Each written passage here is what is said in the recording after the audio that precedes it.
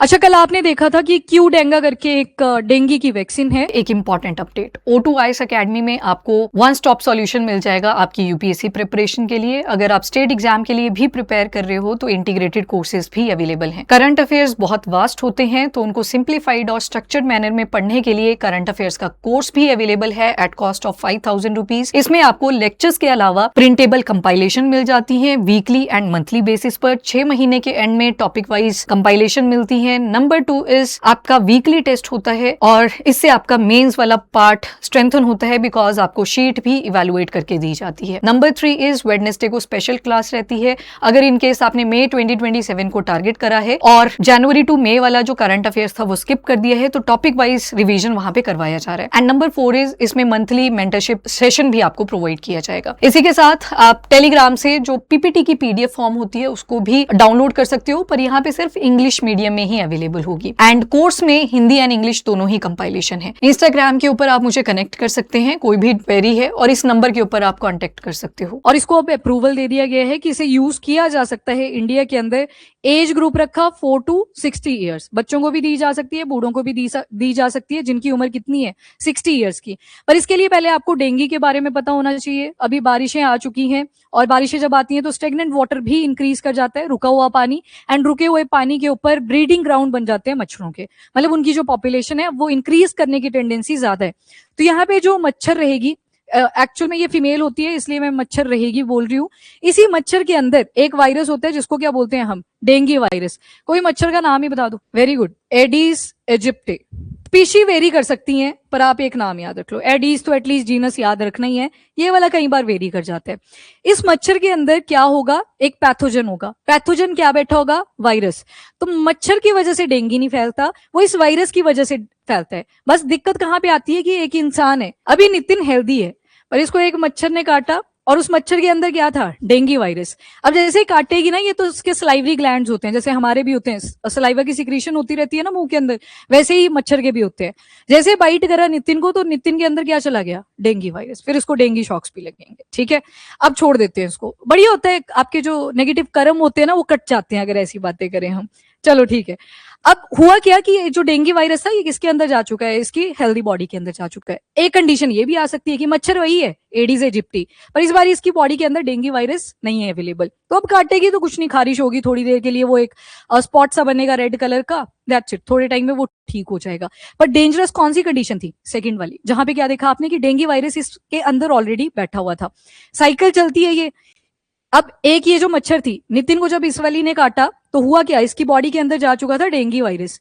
अब जब इसको दोबारा से कोई मच्छर काटेगी, मान लो फिर से एडीज एजिप्टी आई पर उसकी बॉडी में डेंगू वायरस नहीं था, पर जब उसने काटा तो क्या सक करा, ब्लड को, पर इसके ब्लड में क्या था, डेंगू वायरस। अब उस मच्छर के अंदर वो डेंगू वायरस जा चुका है। अब वो किसी और हेल्दी पर्सन को दोबारा से काटेगा, नहीं छोड़ो, तो ये दोबारा से इसको काटेगा तो क्या हुआ, स्प्रेड हो गया उसके, इसका मतलब सारे मच्छरों के अंदर वो डेंगू वायरस अवेलेबल नहीं था, किसी एक के अंदर था। और ये साइकिल जो है ये कॉन्टिन्यूअसली चलती रही from patient to healthy person. तो इसी तरह से ये साइकिल चलता है। तभी तो बोला जाता है कि जो एक बार किसी को डेंगू हो जाता है दूसरी बार उसको बोलते हैं कि थोड़ा सेहत का ध्यान रखें, प्लेटलेट्स घट जाते हैं उनके। तो प्लेटलेट के लिए फिर बोला जाता है कि बकरी का दूध पिए, उसमें प्लेटलेट की जो क्वांटिटी है वो इंप्रूव हो जाती है। इस वजह से वो फिर ढूंढते हैं किसके पास बकरी है, कहाँ पे बकरी मिलेगी जिसके पास ये दूध अवेलेबल हो। तो ये सारा सिनारियो चल पड़ता है। अब देखो डेंगू के केसेस इंडिया में भी काफी आते हैं, और भी कंट्रीज जहाँ पे स्टेगनेंट वाटर की अवेलेबिलिटी होती है, और स्पेशली हमारी जो ट्रॉपिकल कंट्रीज आ जाती है ना, यहाँ पे ह्यूमिडिटी ज्यादा होती है। जहां पे ह्यूमिडिटी होगी क्लाउड फॉर्मेशन होगी, वाटर आएगा ही आएगा। और ट्रॉपिकल कंट्रीज को ही आप देखें तो अभी किस स्टेज में चल रही हैं, डेवलपिंग स्टेज के अंदर, तो उतना ज्यादा इकोसिस्टम भी नहीं आपको दिखेगा। यूएस की अगर बात करें, यूएस में ठंड ज्यादा रहती है, टेम्परेचर लो रहता है तो मच्छर वैसे ही मर जाते हैं वहां पे। एक टाइम पे रिलीज भी करे गए थे, वो सेपरेट स्टोरी है। पर वहां पे आप क्या देख रहे हो कि जो क्लाइमेटिक कंडीशन है वो मच्छर के लिए फेवरेबल ही नहीं है उतने ज्यादा। पर ये लोग क्या कर रहे हैं, ये एडवांस है आगे, तो ये वैसे वैक्सीन के ऊपर काम कर रहे हैं कि हम बना लेते हैं बाद में बेचने के काम आएंगे। तो वैसे ही इन्होंने क्या किया, नेशनल इंस्टीट्यूट ऑफ हेल्थ जो यूएस का है, उन्होंने एक लाइव एट्यूनेटेड वायरस के ऊपर वैक्सीन बना दी। अब मैंने यहाँ एक टर्म यूज करी, लाइव एट्यूनेटेड वैक्सीन, ठीक है, या वायरस वैक्सीन। अब इसमें हमें क्या दिख रहा है कि लाइव फॉर्म है किसकी, वायरस की, और इसको कहाँ बनाया गया है, लैब के अंदर बनाया गया है। अब इस वैक्सीन को जब इंसान को दिया जाएगा तो उसके अंदर वही वायरस, डेंगू वायरस इंटेंशनली आपकी बॉडी के अंदर छोड़ दिया जाएगा, पर हल्की क्वांटिटी के अंदर। वीकेंड होगा, हल्की क्वांटिटी में होगा। क्यों डाला गया? ताकि आपका जो बॉडी का इम्यून सिस्टम है वो रिस्पॉन्स करना शुरू कर दे, वो पहले एंटीबॉडीज बना लें कि कल को वो जो एक्चुअल मच्छर आएगी उसके अंदर डेंगू वायरस होगा, वो आपको काटे तो आपको डेंगू वाली प्रॉब्लम ना आए, क्योंकि बॉडी के अंदर क्या हुआ था, ऑलरेडी इम्यून रिस्पॉन्स आना शुरू हो चुका था। अब यहाँ पे ये जो क्यूडेंगा है, क्यूडेंगा को एक जापानीज कंपनी है टेकेडा करके, तो इन्होंने टेक 003 भी इसका नाम रखा हुआ है। वही वैक्सीन अभी डिफरेंट कंट्रीज में चल रही है। अराउंड 43 कंट्रीज ऐसी हैं जहां पे क्यूडेंगा को अप्रूवल दिया गया है। क्यूडेंगा याद रखिएगा, टेक 003 ये भी इसको बोला जाता है। ये जापानीज बेस्ड है, मतलब अभी के टाइम पे ये 43 कंट्रीज में यूज हो रही है। और जो ब्यूटेन 10 है ये ब्राजील की है, और इसके लिए जो दिया था ये किसने दिया था? ये यूएस ने दिया था, उनके नेशनल इंस्टीट्यूट ऑफ हेल्थ ने, लाइव एट्यूनेटेड वायरस कि थोड़ा सा वायरस उसमें डाला हुआ है, पर उसके कुछ वर्स्ट केसेस आगे जिनको हमने अभी देखना है। जैसे ये सारी वैक्सीन हैं ये डेंगू से ही रिलेटेड हैं। एक आ जाएगी आपकी डेंगीऑल, डेंगीऑल ब्यूटेन 10 डीवी, ये दोनों ही यूएस ने हमें दी हैं कि कैसे आपको ये वैक्सीन बनानी है। ब्यूटेन 10 की जब बात करेंगे ब्राजील की आ गई, वहां पे एक इनका इंस्टीट्यूट है ब्यूटेन 10, उसी के ऊपर डेंगू वैक्सीन का नाम भी रख दिया। डेंगीऑल ये इंडिया की है। एक तो हमारी Panacea biotech, ICMR, Indian council for medical research, इनके साथ ये वैक्सीन बनी हुई है। अब हुआ क्या, जब यूएस का जो नेशनल इंस्टीट्यूट ऑफ हेल्थ है, जिन्होंने कौन सी वैक्सीन बनाई, लाइव एट्यूनेटेड वायरस वैक्सीन, कि उसके अंदर थोड़ा सा वो जिंदा ही था वायरस, पर कम क्वांटिटी में था, कि आपकी बॉडी के इम्यून रिस्पॉन्स को सिर्फ एक्टिवेट करना था। तो ध्यान रखना, दोनों को सेम ही दिया है प्रोटोकॉल, अपनी अपनी लैब के हिसाब से थोड़ी बहुत ऊपर नीचे वेरिएशन हो सकती हैं। ब्यूटेन 10 को पब्लिक लेवल पे अनाउंस कर दिया गया कि सबको हम वैक्सीन देंगे, ये ब्राजील में अनाउंस हुआ, पर वहां पे कुछ दिक्कतें आ गई। ट्यूबरकुलोसिस में नहीं था, उसके तो वीपीएम था, विक्ट्री वाला, वो खुद ही है, हम खुद ही बना रहे हैं उसको। तो ब्यूटेन 10 तो आपका डेंगू के साथ ही जुड़ा हुआ है। जब मैंने करवाया था तब भी डेंगू के केस में करवाया था आपको, ये नेशनल इंस्टीट्यूट ऑफ हेल्थ ने जो प्रोटोकॉल दिया हुआ है। अब देखो हुआ क्या कि इन्होंने वैक्सीन देना शुरू करा, और इन्होंने 500,000 मतलब लगभग 5 लाख लोगों को ये वैक्सीन प्रोवाइड करी। उसमें ना 42 सिवियर केसेस आ गए, और कुछ डेथ्स भी देखने को मिली, एंड 2 डेथ्स देखने को मिली थी, एंड 42 सिवियर केसेस बने। उसके बाद अपडेट मैंने चेक नहीं करा कि किसी की डेथ हुई या वो क्योर कर गया, पर यहाँ पे आपको क्या दिखा कि वैक्सीन यूज करी पर उसकी वजह से डेथ हुई, और यहाँ पे फैमिली के ऊपर वो इम्पैक्ट पड़ा। ठीक है, किसी ने तो अपने जो लोग थे उनको तो खो ही दिया, क्यों? वैक्सीन की वजह से। अब जब ब्यूटेन 10 के साथ ये सारा सिनारियो हुआ, तो इन्होंने इंडिया को भी बोला कि आपका जो प्रोटोकॉल है इस वैक्सीन को बनाने का वो भी सेम ही है, क्योंकि हमें भी किसने पकड़ा है? यूएस ने पकड़ा है, उनका नेशनल इंस्टीट्यूट ऑफ हेल्थ। हमारी कौन से वाली है? डेंगीऑल। तो ये जो डेंगीऑल है सेम प्रोटोकॉल पे बनी है, यानी कि लाइव एट्यूनेटेड वायरस वैक्सीन, ये कीवर्ड है, इसको याद रखना।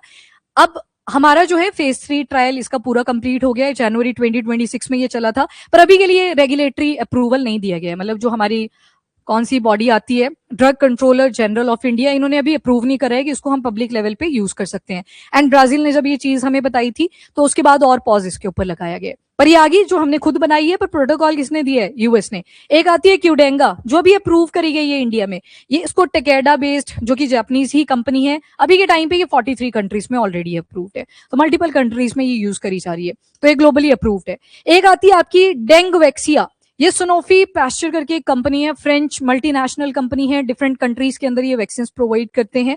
तो ये फर्स्ट लाइसेंस्ड डेंगू वैक्सीन है, पर फिलीपींस में इसको भी सस्पेंड करा गया था। क्यों? क्योंकि लेटेस्ट स्टेजेस पे कुछ सवेयर केसेस आ गए थे, कई बार कोमा वगैरह में भी चले जाते हैं, उसको आप सवेयर केस में इंक्लूड करते हो, कई बार डेथ भी हो जाती है, तो ये फिलीपींस में सस्पेंड करी गई थी। तो इंडिया के अंदर कौन सी अलाउ करी अभी के लिए? क्यूडेंगा। इसके फेज 3 ट्रायल कंप्लीट हैं, पर अभी इसको अप्रूवल नहीं दिया गया है। ये जो डेंगीऑल है बहुत ज्यादा इंपॉर्टेंट है, वैक्सीन के साथ एक बहुत पुराना नाता है, कमीशन के पेपर्स का सवाल बन जाते हैं। तो मैकेनिज्म जिसके ऊपर ये वैक्सीन बनी है कौन सा है? Live attenuated virus vaccine. अच्छा, डीवी का बोल रहे थे आप, मुझे ब्यूटेन 10 सुना था। ब्यूटेन 10 तो ब्राजील बेस्ड कंपनी है। कंपनी देखो अपने नाम के ऊपर रख सकती है वैक्सीन का नाम, ठीक है, मुझे समझ नहीं आया था उस टाइम, मुझे लगा पता नहीं क्या बोल रहे, डीवी तो इंडिकेट कर रहे हैं डेंगू को। आपने उस टाइम ये नहीं बोला था मेरे ख्याल से, आपने ब्यूटेन 10 डीवी बोला था। हाँ, डीवी लिखा हो या फिर DENV लिखा हो तो ये डेंगू को ही इंक्लूड कर रहा है। अगर इसी की जगह पे टीबी लिखेंगे तो वो आ सकता है उनके प्रोटोकॉल के हिसाब से, क्योंकि ब्यूटेन 10 तो आपने देख लिया, वो तो कंपनी का नाम है ना, तो वो रख सकते हैं इसके ऊपर नाम कोड्स बना के। तो ट्यूबरकुलोसिस के लिए तो टीबी आता है। मुझे लगा आप इंडिया वाली को बोल रहे हो, वो VPM थी, तो उसके साथ वो बाकी सभी को भी यही लगा, तो मतलब मैंने गलत नहीं सोचा था। ठीक है, अब सुनो मेरी बात। ये जो क्यूडेंगा है ना, डेंगू वायरस के टोटल 4 स्ट्रेन है। ठीक है, ये जो वायरस होता है बड़ा भद्दा सा दिखता है, ऐसे कुछ ऐसे होती है इनकी स्ट्रक्चरिंग, इस तरह से। अब ये क्यों बना है ऐसे पाइप्स के साथ, ताकि जब भी बॉडी के साथ अटैच करे इजीली अंदर जा सके, मेम्ब्रेन्स को इजीली क्रॉस कर सके, चिपकने के लिए इन शॉर्ट। अब ये जो डेंगू वायरस है इनके टोटल 4 सीरोटाइप हैं। ठीक है, सीरोटाइप का मतलब यूं सोच लो आप, जैसे एक सीरोलॉजिकल टेस्टिंग होती है जिसमें सलाइवा हो गया, मेल्स का सीमेन हो गया, या ब्लड के भी अंदर के कंपोनेंट्स हो गए, उनकी टेस्टिंग करी जाती है। तो ये जो वायरस होगा ये क्या करेगा, बॉडी के साथ जैसे ही जुड़ेगा तो इसकी आउट ऑफ 4 स्ट्रेन कोई सी भी हो सकती है। डेंगू वायरस स्ट्रेन 1 भी हो सकती है, 2 भी हो सकती है, 3 भी, 4 भी। तो अगर नंबरिंग दी है तो वो क्या इंडिकेट कर रहा है अपने को, कि अगर नंबरिंग है तो डिफरेंट स्ट्रक्चर वाले हैं। और याद रखना डेंगू के केस में किस चीज में वेरिएशन आती है, प्रोटीन के एनवेल्प कोट पे। जो बाहर वाला स्ट्रक्चर है ना वो डिफरेंट होगा। फॉर एग्जाम्पल अगर मैं एक स्ट्रेन को रेड कलर से ड्रॉ कर दूं, एक को ग्रीन, एक को येलो, एक ब्लू, पर अंदर से सेम है मटेरियल। जैसे आप सभी ने कपड़े अलग अलग कलर के पहन रखे हैं, पर जो बॉडी की एनाटमी है या मॉर्फोलॉजी है वो तो लगभग सभी की सेम ही रहेगी। जो ऑर्गन एक पर्सन को है वही ऑर्गन दूसरे पर्सन को भी रहेंगे। तो ये जो डेंगू वायरस की स्ट्रेन है इनके प्रोटीन कोड के ऊपर दिक्कत होती है, ये वेरी करेगा। कितने तरह का है, 4 तरह का है। अब बोलने को तो बोल दिया कि क्यूडेंगा जो है ये इक्वली काम करेगा अगेंस्ट ऑल सीरोटाइप, पर जब ब्यूटेन टैन ब्राजील में दिया गया ना, तो ये जो सीरोटाइप 3 है एंड सीरोटाइप 4 है उसके लिए उन्होंने प्रॉपर्ली परफॉर्म नहीं करा है उस वैक्सीन ने। मतलब 1 और 2 के ऊपर काम कर गया, पर जो 3rd और 4 वाली स्ट्रेन थी उसके ऊपर कोई रिस्पॉन्स अपने को नहीं देखने को मिला। ठीक है, तो ये बेस था इसका, ये याद रखिएगा। अब सबसे पहले तो ये जो डेंगू वैक्सीन है ये कैसे इम्यूनिटी को जनरेट करेगी, तो नंबर 1 वायरस को ये टारगेट करेगी। और वायरस का हमने देखा 4 स्ट्रेन जो बनी वो किसकी वजह से बनी, प्रोटीन के एनवेल्प की वजह से, जो प्रोटीन का एनवेल्प लग रखा है। अब ये जो प्रोटीन का एनवेल्प होगा ये एंटीजन है। 2 चीजें होती हैं, एंटीजन एंड दूसरा होता है एंटीबॉडी। एंटीबॉडी जो होती है ये एंटीजन से फाइट करने के लिए ही फॉर्म होती है। एंटीबॉडी मतलब एंटीजन कोई फॉरेन इंग्रेडिएंट हमारी बॉडी में आ गया। जैसे कईयों को पॉलन से एलर्जी होती है, पॉलन ग्रेन्स आते हैं ना येलो कलर के, जैसे सीजन आता है आपका, ये मार्च अप्रैल वाला मंथ चलता है, तो वो छींके मारना शुरू कर देते हैं। तो वो पॉलन क्या था, एंटीजन था। कहीं धूल वगैरह में जाते हैं, छींके मारना शुरू कर देते हैं, तो वो धूल के कण क्या थे, एंटीजन थे। तो उसके अगेंस्ट जो चीजें बनती है फाइट करने के लिए, उसी को हम क्या बोलते हैं, एंटीबॉडी। अब सबसे पहले ये जो ई प्रोटीन है ये मेन एंटीजन है जो इम्यून सिस्टम रिकॉग्नाइज करता है। मतलब जो उसका प्रोटीन का एनवेल्प लगा हुआ था वायरस का, उसी को ये रिकॉग्नाइज करेगी जो वैक्सीन है। नंबर 2 एंटीबॉडी रिस्पॉन्स 2 तरीके का हो सकता है, एक है टाइप स्पेसिफिक एंटीबॉडी एंड दूसरा है cross reactive antibodies. Type specific नाम में देखो, एक बोला कि एक टाइप की जो स्ट्रेन रहेगी उसके ऊपर ये इंपैक्ट करेगा। एक टाइप की वो हो सकता है डेंगू वायरस स्ट्रेन 1 हो सकता है डेंगू वायरस स्ट्रेन 2 हो, 3 हो या 4 हो। अगला लिखा है cross reactive antibody. Cross reactive क्या इंडिकेट कर रहा है कि 2 और 3 पे भी काम कर सकता है, हो सकता है 4 के ऊपर भी काम कर सकता है। तो सबसे पहले टाइप स्पेसिफिक एंटीबॉडी, ये इंडिकेट करता है कि ऐसी एंटीबॉडी जो शायद स्ट्रेन 1 के ही अगेंस्ट फॉर्म हुई है या स्ट्रेन 2 के ही अगेंस्ट फॉर्म हुई है। अगली आती है क्रॉस रिएक्टिव एंटीबॉडी। इसमें बोला गया कि ये चारों टाइप के जो स्ट्रेन होंगे उनको रिकॉग्नाइज कर लेगा। तो क्रॉस रिएक्टिव हर टाइप का स्ट्रेन जो आपकी बॉडी के अंदर आ सकता है बिकॉज ऑफ कौन से वाला वायरस, डेंगू वायरस की वजह से। अगला आता है risk of declining antibody level. कई बार क्या होता है कि आपने जो आजकल क्या करा जाता है ना, वैक्सीन बनाने के भी शॉर्टकट अपनाए जाते हैं। शॉर्टकट इन द सेंस कि एक ही वैक्सीन बनाएंगे और ये सारे सीरोटाइप के अगेंस्ट फाइट कर जाए। कई बार इससे क्या होता है कि एक भी स्ट्रेन के ऊपर ठीक से इंपैक्ट नहीं आता, तो उसकी वजह से जो एंटीबॉडी की क्वालिटी होती है या लेवल होता है वो भी घट जाता है। मतलब फायदा नहीं हुआ। आपने जैसे मान लो आप पढ़ने लगे, आज आपने डिसाइड करा पॉलिटी भी पढ़नी, हिस्ट्री भी पढ़नी, इकोनॉमी भी पढ़नी, आपने सब कुछ ही पढ़ना शुरू कर दिया। जब सब कुछ ही पढ़ा एट दी एंड आपने क्या देखा, कुछ भी नहीं पढ़ा, बस रीड करा, फ्री हो गए क्योंकि आपको अपने टारगेट खत्म करने थे। पर आज आपने डिसाइड करा कि पॉलिटी का एक ही चैप्टर, पर एक चैप्टर उसमें से फिर कुछ भी पूछ लो उठा के, मुझे पता होगा। मतलब टाइप स्पेसिफिक, उसमें क्या हुआ, आपका जो रिस्पॉन्स निकल गया है वो भी बेटर था। तो क्रॉस रिएक्टिव के प्रेफरेंस अगर देखें वो कम होनी चाहिए if compare to type specific. हम चाहते हैं टाइप स्पेसिफिक बने, एक ही बनाओ पर ठीक से बनाओ और वो वर्क करनी चाहिए। पर आज के टाइम पे शॉर्टकट क्या है कि सारे सीरोटाइप के लिए काम कर सके, वन इन ऑल, वैसी वाली सिचुएशन, ये इनके ऊपर आज के टाइम पे ज्यादा फोकस किया जा रहा है। एंटीबॉडी डिपेंडेंट एनहांसमेंट, ये वही है, एक पर्सन है उसको एक बार डेंगू हो गया, अब एक बार वो ठीक हो गया, दूसरी बार अभी भी चांसेस है उसको डेंगू हो सकता है और ज्यादा चांसेस है इवन, क्योंकि बॉडी का जो इम्यून सिस्टम होगा वो हल्का वीक भी पड़ जाता है। अब मान लो एक पर्सन ए है, ये जो पर्सन ए है इसको 2025 में डेंगू हुआ, फिर इसी पर्सन को क्या हुआ, ये ठीक हो गया, यहाँ पे 1-2 महीना जो भी इसको टाइम लगना था उसमें ये ठीक हो जाता है। अब चलो 2027 इसको दोबारा से क्या हुआ, डेंगू हो गया। पर जो हमारा इम्यून सिस्टम होता है ना उसके अंदर क्या होता है, मेमोरी सेल्स भी होते हैं। मेमोरी सेल मतलब ये डेंगू वायरस पहले भी आया था मेरी बॉडी के अंदर, दोबारा से वही वायरस आया हुआ है। दिखता तो डेंगू वायरस सीरोटाइप 1 की तरह है, पर कलर डिफरेंट है। पहले मान लो रेड वाला आया था, इस बार येलो वाला आ गया। दिख सेम रहा है, स्ट्रक्चर वगैरह सेम है, पर प्रोटीन थोड़ी सी डिफरेंट है।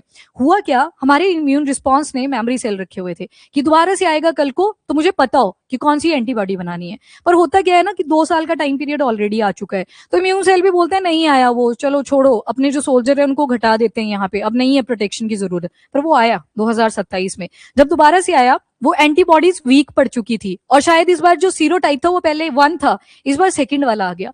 सेकंड वाला आया, वो दिखने में सेम था पर थोड़ा सा प्रोटीन के अंदर डिफरेंस था। तो यहाँ पे एंटीबॉडी ने क्या किया, वो लड़ने लगी उसके साथ कि ये तो पिछले वाले के जैसे ही है, पर इस बार स्ट्रांग लग रहा है। क्यों लग रहा है, क्योंकि वो दूसरा सीरोटाइप आ रखा है। अब एंटीबॉडी क्या करेगी, उनको उसी ऑर्गन पे लेके जाएगी जहां वो पहले लेके गई थी। अपना अड्डा होता है ना कि यहाँ पे आ तू जरा, यहाँ पीटेंगे तेरे को अलग से, लड़कों ने गैंग्स बनाई होती हैं कि आना अड्डे पे, मैं बताता हूँ तुझे। सेम एंटीबॉडी ने करा कि आओ तू ब्लड के अंदर, बताते हैं तुझे। पर इस बार उन्होंने क्या गलती कर दी, वो उसको ले गए, उनको रास्ता दिखा दिया खुद ही कि यहाँ पे आके हमें फाइट करनी है, और ये जो अगली सीरोटाइप होगी ये एनहांसमेंट कर देगी, यानी कि डेंगू कॉज कर देगी उस पर्सन के अंदर इन्फेक्शन और स्पीड से बढ़ा। तो यहाँ पे जो खुद की बॉडी के एंटीबॉडी थी, उसी ने क्या किया, दूसरी सीरोटाइप को रास्ता दिखा दिया कि यहाँ पे आके हम लड़ते हैं। पर देखा गया कि वो ज्यादा स्ट्रॉन्ग था if compare to the previous one, या शायद इस बार सीरोटाइप जो था वो डिफरेंट आ चुका था। ये प्रॉब्लम भी आती है, और इसी को क्या बोलते हैं, एंटीबॉडी डिपेंडेंट एनहांसमेंट। जब हमारी एंटीबॉडीज वीक पड़ जाती हैं तो कई बार वही रास्ता दिखा देते हैं अगले सीरोटाइप को। ठीक है, तो ये तब होता है जब टाइम स्पैन बीच में बहुत ज्यादा आ जाता है, तभी बोलते हैं एक बार डेंगू हो गया तो उसकी डाइट वगैरह ध्यान में रखी जाती है। बाहर भी निकले क्रीम लगा के निकले, पार्क में भी जाना है क्रीम लगा के निकलो, घर पे रहना है मॉर्टिन लगा लो, कि मच्छर नहीं आना चाहिए आसपास, आनी चाहिए आसपास। वो तो सेम ही रहेगा, मच्छर ही आएगी, मच्छर ही काटेगी, वही डेंगू वायरस लेके आएगी, प्रोसीजर यही रहेगा। तभी मच्छर को क्या बोला, ये वेक्टर है। पैसेंजर कौन है उसके अंदर, डेंगू वायरस। जिसको अपनी डेस्टिनी पे जाना है, डेस्टिनी कौन है, हम लोग हैं, इंसान है। मतलब वो जो स्ट्रक्चर है वायरस का, उसका भी प्रोटीन वाला एनवेल वही चेंज करता है, उसके 4 सीरोटाइप्स हैं। डेंगू की वजह से बहुत से लोगों की डेथ होती है लोकली, आप सुनोगे। अभी बस आ गई हैं बारिशें, अब मशीन्स भी आती हैं यहाँ मोहाली चंडीगढ़ में, ताकि स्प्रे कर दिया जाए प्रॉपर्ली और ये मच्छर वगैरह के जो स्टेगनेंट वाटर के आसपास होते हैं ये खत्म हो जाए। पर फिर भी आप सुनेंगे कि डेंगू के इतने केसेस आ गए, 35 आए, 40 आए, एक आधा केस सुनोगे डेफिनेटली कि इसकी वजह से डेथ भी हुई, क्योंकि यहाँ पे नरिशमेंट भी बहुत ज्यादा इंपॉर्टेंट होता है। पैसा ज्यादा लगेगा शॉर्टकट पे, मैंने वही बोला, आजकल क्रॉस रिएक्टिव पे ज्यादा फोकस कर रहे हैं कि स्ट्रक्चर तो अंदर सेम ही है। तो देखो, जो ये आपके वायरस होते हैं ये भी इवॉल्व करते हैं। आप एक वैक्सीन बनाओगे उसके डीएनए के अगेंस्ट, वो दोबारा से बन जाएगा। प्रोटीन स्पेसिफिक का ये होता है कि आपने बाहर वाली जो वॉल थी उसी को खत्म कर दिया, तभी आजकल बोल रहे हैं कि हम क्या करेंगे, एक ही वैक्सीन बनाएंगे चारों सीरोटाइप्स के लिए। आप आरएनए के लिए बना लोगे, डीएनए के लिए बना लोगे, दिक्कत क्या आएगी, वो दोबारा से म्यूटेट करेगा, एक नए वर्जन में निकल के आएगा, पैसा ज्यादा लग जाता है। तो पहली जो प्रेफरेंस रहती है वो आउटर वॉल रहती है। तो इसी वजह से आपने देखा कि प्रोटीन एनवेल्प डिफरेंट था तो उसके ऊपर टारगेट करने की ट्राई करी गई। यहाँ भी आपने ना डीएनए आरएनए उन पे ज्यादा फोकस नहीं करा, क्योंकि वो सेम ही है सभी के अंदर। एक बार हम वैक्सीन बनाना शुरू करेंगे उनके ऊपर भी, तो वो क्या करेगा, दोबारा से म्यूटेट करेगा, एंड म्यूटेट करेगा तो और वैक्सीन बनानी पड़ेगी। डेंगू वाली इंडिया ने बनाई है, एंड ये जापानीज बेस्ड अप्रूव्ड है, बना इंडिया ही रहा है, पर अप्रूवल मिल चुका है जापानीज कंपनी को। हाँ पूरा। अच्छा आगे, टेट्रावेलेंट का मतलब है कि 4 सीरोटाइप्स के अगेंस्ट ये वैक्सीन काम कर सकती है। ब्यूटेन टैन वाली स्टोरी लिखी है जो मैंने आपको पहले बता दी, ब्राजील वाली, ये वही स्टोरी लिखी हुई है। एंड वायरल इंटरफेरेंस ये भी बता दिया मैंने, क्योंकि जो हर एक इंसान होता है सबकी इम्यूनिटी वेरी करती है, तो वैक्सीन जब भी दी जाती है उनका जो इम्यून रिस्पॉन्स है वो वेरी कर सकता है। कोई किसी को बुखार आएगा, किसी को कुछ भी नहीं होगा। जैसे कोविड-19 के टाइम पे कईयों को बुखार आया, कईयों को इन्फ्लेमेशन हुई, कईयों को थोड़ी सिवियर कंडीशन भी बन गई, जिनके हार्ट में ऑलरेडी प्रॉब्लम थी, कोएगुलेशन होगी ब्लड वगैरह की, प्रॉब्लमेटिक भी रहा। तो सबका जो बॉडी है वो वेरी करता है, तो वैक्सीन भी डिफरेंटली रिस्पॉन्ड करती है। एंड एफिकेसी अगर देखें तो उसमें भी डेफिशिएंसी रही है एक तरह से ब्राजील के केस में। कैसे, जो डेंगू वायरस स्ट्रेन 3 है एंड डेंगू वायरस स्ट्रेन 4 है, उसके ऊपर एज सच कोई इंपैक्ट नहीं देखा गया है। मतलब 1 और 2 के अगेंस्ट शायद वो वर्क कर जाए प्रॉपर्ली, पर 3rd और 4th के केस में काम नहीं देखे गए। अब ये कैसे चेक करे जाते हैं, आप बोलोगे बहुत प्रोसीजरल काम चला जाता है। सीरोलॉजी के अंदर आप इनको पढ़ते हो, एक ऐसे ट्यूब होती है, जैसे वो एडवर्टाइजमेंट भी आती है एक किट की, उसके ऊपर ऐसे लाइंस बन जाती हैं। तो हाँ यस, क्या बोलते हैं उसका नाम क्या है, ओह तुम्हें सबको पता है, चलो ठीक है। नहीं, एडवर्टाइजमेंट में, हाँ किट याद आ गया ना, कि किट कैसे दिखाते हैं वहां पे कि 2 लाइंस आ रही हैं, 1 लाइन आ रही है, 2 आ गई तो मतलब पॉजिटिव है, 1 आ रही है तो नेगेटिव है। वैसे यहाँ पे सर्कल बने होते हैं, तो यहीं से लोड करे जाते हैं सैंपल्स, एंटीजन एंड एंटीबॉडी, और देखा जाता है लाइन कैसे पॉपअप कर रही है। मतलब सीरोलॉजिकल टेस्टिंग है, तो ये आपने नहीं करना है।